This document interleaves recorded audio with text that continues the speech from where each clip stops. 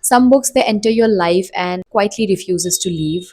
And I think that is how exactly I choose and pick my top fives from every year.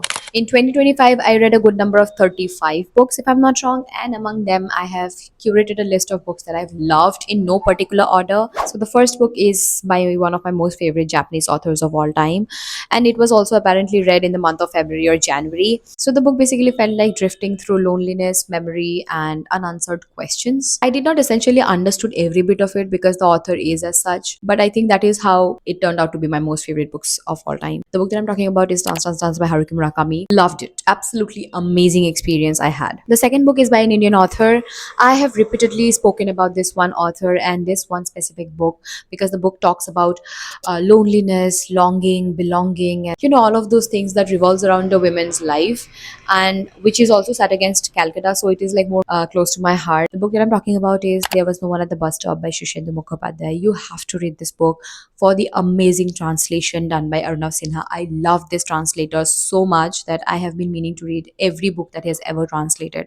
But this one should be in your reading list in 2026. It is impossible for any of my reading lists to do without a classic.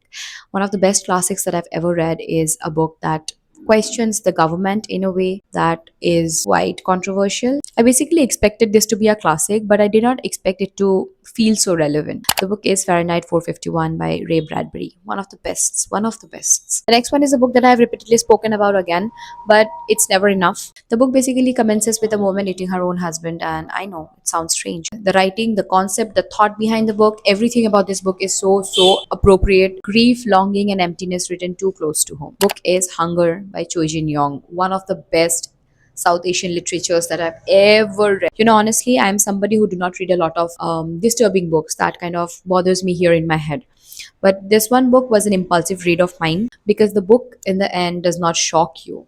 You just understand why it is the way it is. And if you've ever liked reading The Bell Jar by Sylvia Plath, you cannot miss on reading The Yellow Wallpaper by Charlotte Perkins Gilman. The last book shattered me, devastated me in ways that I cannot even tell you. If you think that you have read the most saddest book in the world, you haven't already read Madonna in a Fur Coat by Sabahattin Ali. One of the best writings, one of the best storytelling, one of the best endings that I've read. I mean, best endings in the most tragic way possible. My heart is still aching when I'm talking about this book. If you have to read just one classic this year, just one classic, pick Madonna in a Fur Coat. And trust me, you are going to thank me later in this video. So these were a few books that were not just normal reads, they were experiences that I'm going to carry for the rest of my lives. Let me know which was the best book that you have read in 2025, and I'll see you in the next one. Until then, happy reading.